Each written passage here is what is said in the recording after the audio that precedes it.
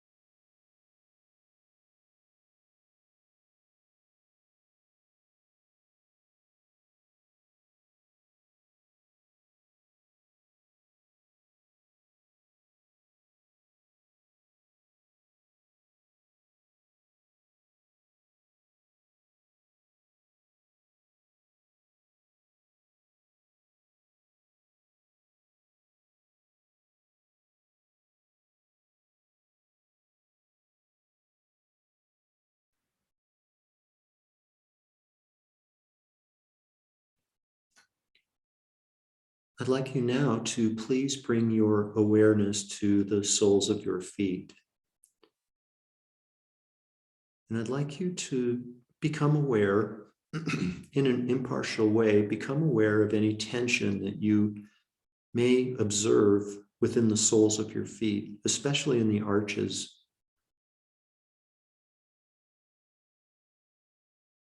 And then very gently, without expectation of results, just release that tension from the arches of your feet. Just let it go completely.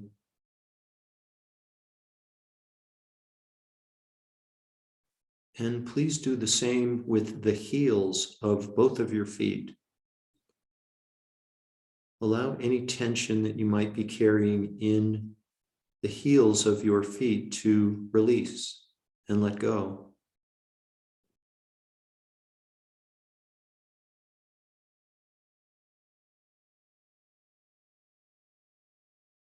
And the balls of your feet. Our feet carry a great deal of weight, especially the balls of our feet. It's reasonable to think that there would be a great deal of tension and tightness in the balls of our feet. Please release that tension now completely. Give yourself permission to let go of any tightness and tension you may be carrying in the balls of your feet.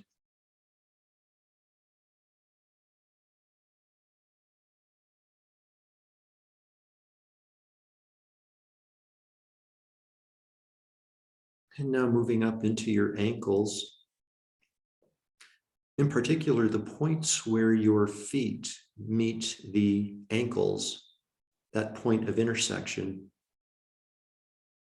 Become aware of any tightness and tension that you might be carrying in that intersection between your feet and your ankles.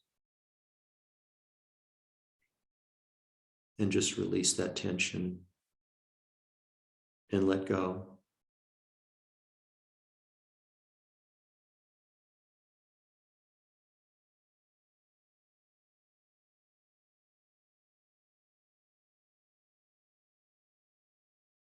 Moving up into the lower parts of your legs,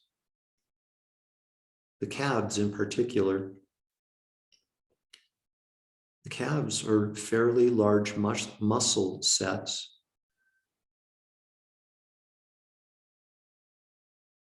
It's fairly reasonable to believe that there could be a great deal of tension and tightness in these muscle sets. These muscle sets that we call the calf muscles. Bring your awareness into your calf muscles, please. And when you've done so, just release any tension, any tightness that might be there, any restrictions. Just let all of it go and release.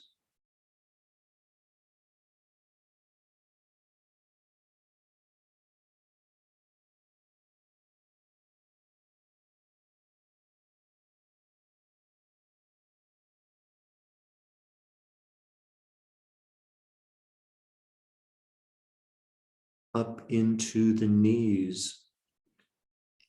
For many of us, knees can be problematic from time to time. It's very possible that difficulties, physiological difficulties that we experience in our knees could be a product of tension and tightness that we're carrying in these joints, in the knees, the kneecaps,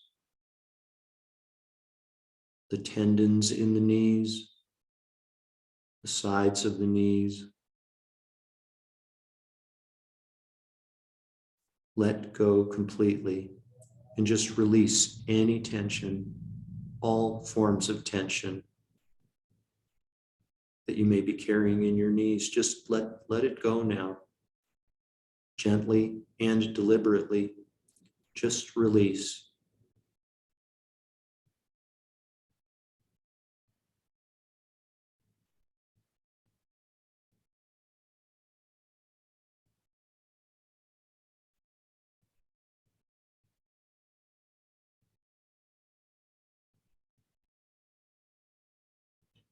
And up into the upper parts of our legs. Actually, the largest muscle sets in the human body. The muscles at the front parts of our upper legs, known as the quadriceps.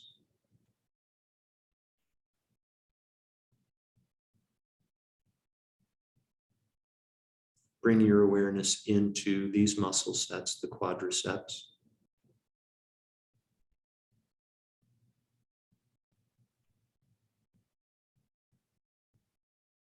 And release completely and let go. Tightness that may be in these muscle sets.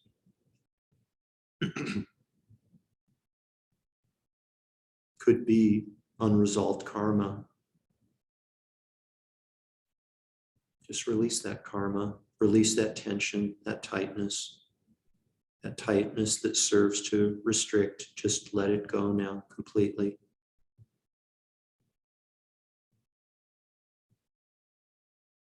As well as the muscles on the backside of the upper parts of your legs. We know from experience that it's very easy for tightness and tension to settle in these parts of our legs, the muscles behind, in the rear of our upper parts of our legs.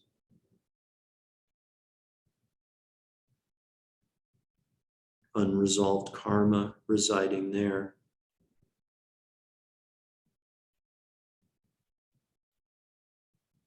All that is asked of you is to simply release and let go.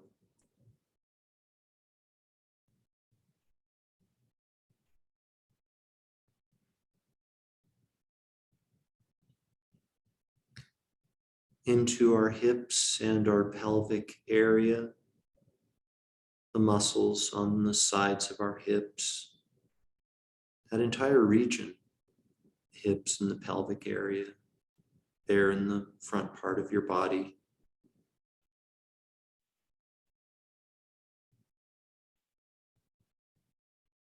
Any restrictions, any obstructions, tightness, let all of it go. Just release now.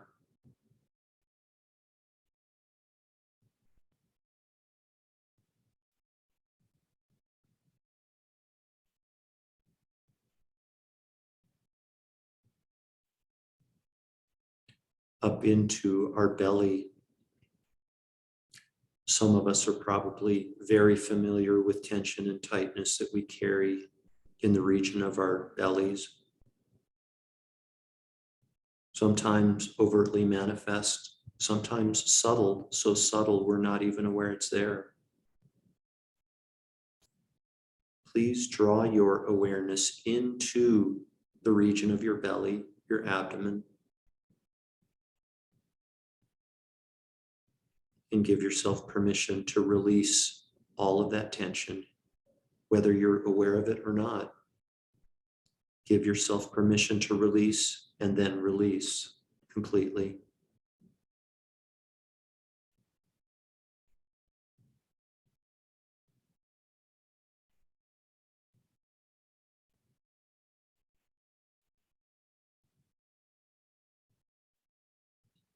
Up into the chest,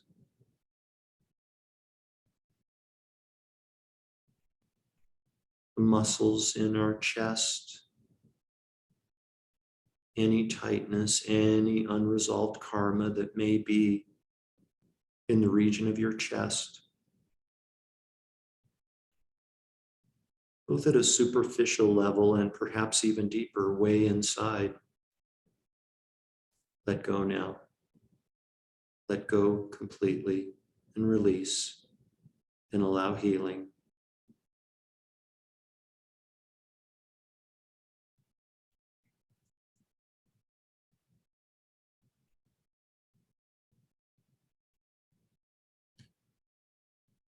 And moving up into your face,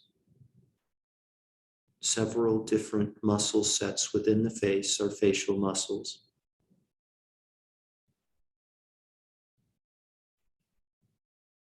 Throughout the stresses and challenges of our day, we can often hold tension and tightness in our facial muscles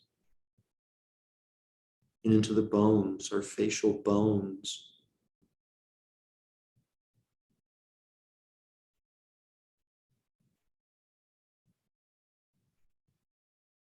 What kind of karmic release would take place if you were to release any of that tension, all of that tension? Please do that now. Just let go of that tension, any tightness. Allow your face to relax and heal and release and let go.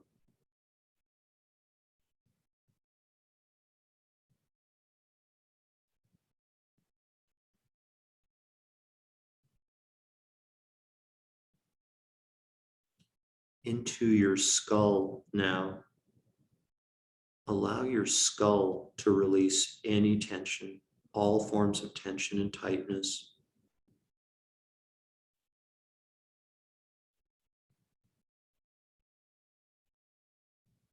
You want it to happen, so just allow it to happen.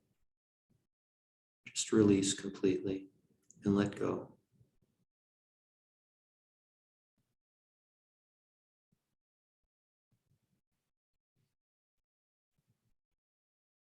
And moving on now into our shoulders, the upper parts of our shoulders, sometimes called the trapezoids.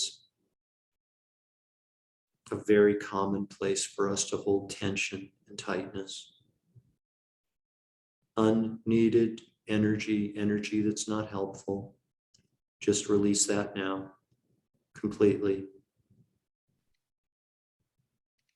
This might cause your shoulders to feel a little bit heavier now. And this results in a settling as you release this tension, this karma, this unresolved karma.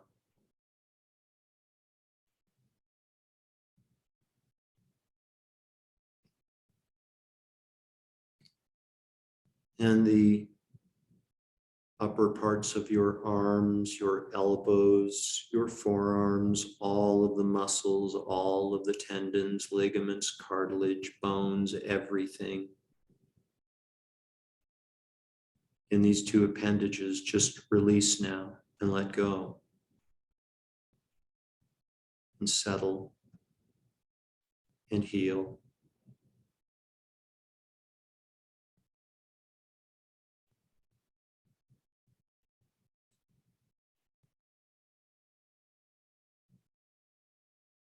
And finally into your hands, These physiological miracles called our hands, so many bones, so many moving parts, serve us so well, and almost certainly are a location for tension and tightness. Just release that tension now completely and let go. Allow your hands to be heavy. Allow that karma to release.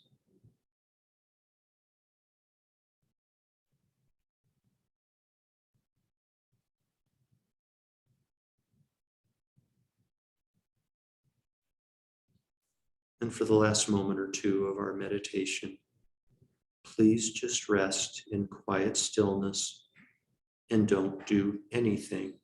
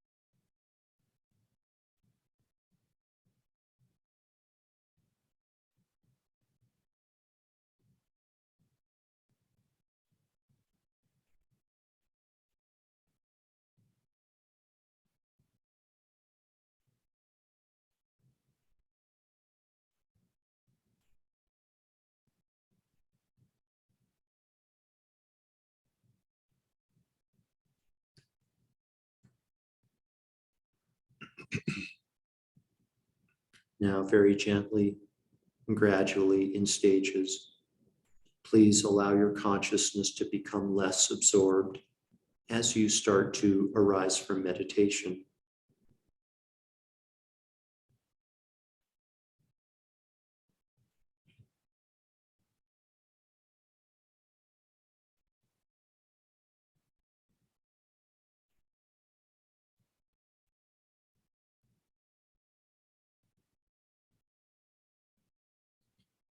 We dedicate all of the merit from this morning's meditation to world peace. May all beings without exception be completely free of all forms of mental and physical suffering. May all beings without exception be happy, peaceful, contented, and free. We make special dedications this morning for Andre Jordan, Ed Wilmot, Kathleen Wigley, and all parents who have outlived their children.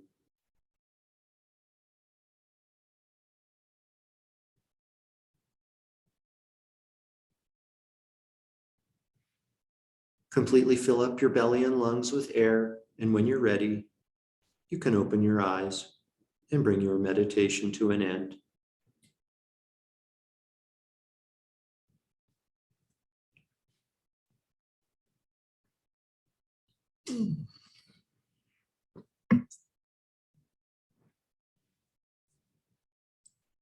Welcome back, everybody. I'm going to see. Yes, good, good, good. So, some of you all may be aware that we're doing a second class. We're doing a second class, just like this one, that started on January 3rd, a 30-day program on starting and maintaining a consistent meditation practice. You might recall that when we started our group, when we did our 30-day program last year, we met on Mondays, Wednesdays, and Fridays. And we've got another group that's doing the same thing coming along. Next week is going to be our last week, and it's a really, really sweet group. I'm enjoying it tremendously. And there are a couple of people, and I say this affectionately, who are not bashful about asking questions. They like kind of jump right in and ask questions, and it's really good. And some of them have asked some really good questions. I wanted to share them with you now, and invite you to respond now or not. I will, however inclined people are to respond to these questions here this morning, or not, I'll write down the questions and email them to you all a little bit later today. So we are going through in the other group, the 930 class, we're going through the first root delusion of patient acceptance, right? And talking about patient acceptance and aversion, the root delusion of aversion. And I shared with them, of course, the definitions of the antidote to aversion, the long one and the short one. The long one being a mind that focuses on an object, perceives it to be unpleasant, exaggerates its bad qualities, and wishes to be removed from the object, thinking that the object is the source of the perceiver's unhappiness. And shared, of course, the Eckhart Tolle definition of aversion: resistance to what is. And then talked about the definition of patience: a mind that wholeheartedly accepts whatever arises, having abandoned the notion that things should be other than what they are. And so we just got that far, really, and we're just talking a little bit about the application of the antidote of patient acceptance. And one of the students in the class, one of the participants, raises her hand, and she says, what about living next door to a house that is a breeder of dogs, and they have 12 hound dogs that bark incessantly. They bark constantly, and I have to turn up the music. I have to turn my music up loudly, or come up with some other form of white noise to keep from just being completely dominated by the sound of barking dogs. Right? So that's part one of this person's question. Okay. Then in the next class, so we took it up. Her question: how do I practice patient acceptance in those conditions? How do I do it? Good. Jeff, I'm sorry, Jeff. Challenging scenario. Yeah. Oh, could you repeat that? You froze, and we lost you for the past 30 seconds. Oh, okay. Okay. Yeah, I'm sorry. No. Thank you, Tina. Thank you for telling me. So, so you heard the part about me telling him what aversion is. Did you hear that? Yep. And what the definition of the antidote to aversion is: patient acceptance, right? And the definition of patient acceptance, a mind that we got to the barking hound dogs. Right. She said, what about when you live next door to barking hound dogs?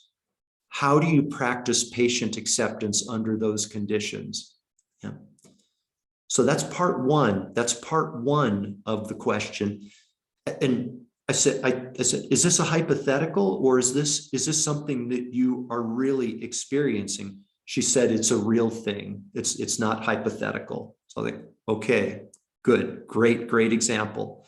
So in the next class, as we're talking about it, we come to find out that and miscommunication or misunderstanding on my part, turns out that she no longer lives next to the house with the dogs. She moved. Okay, she moved somewhere else. So those are the two parts to that question.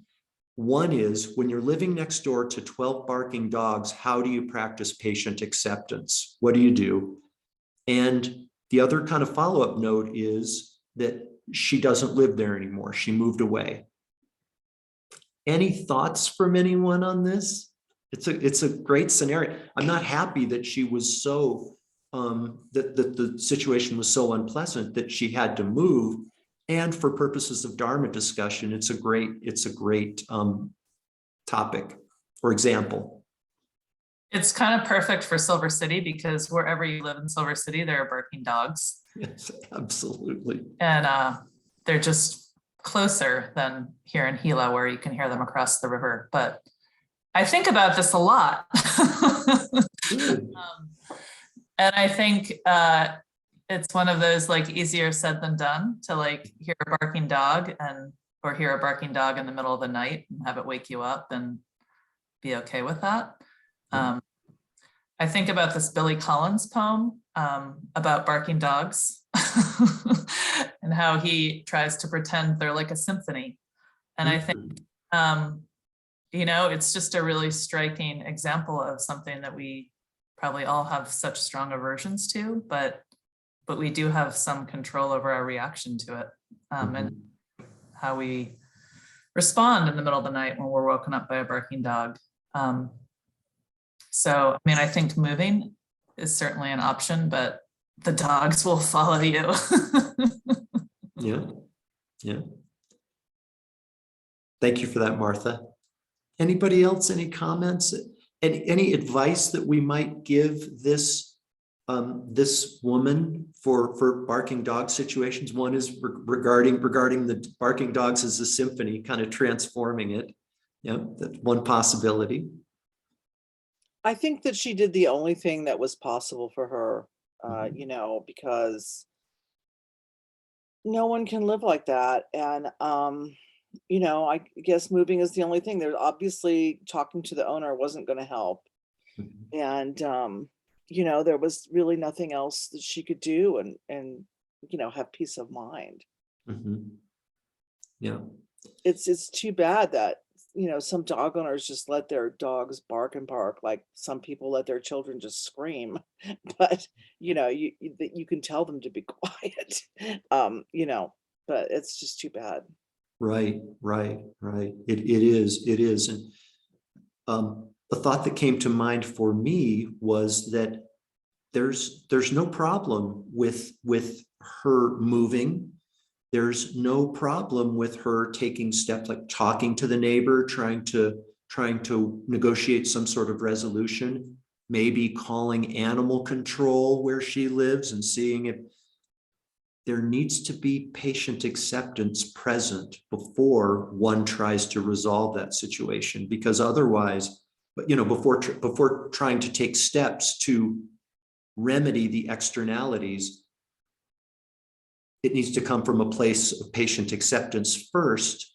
Otherwise, it's just trying to change the externalities in the name of finding a comfortable external condition. And, you know, that the old saying, that which we resist persists.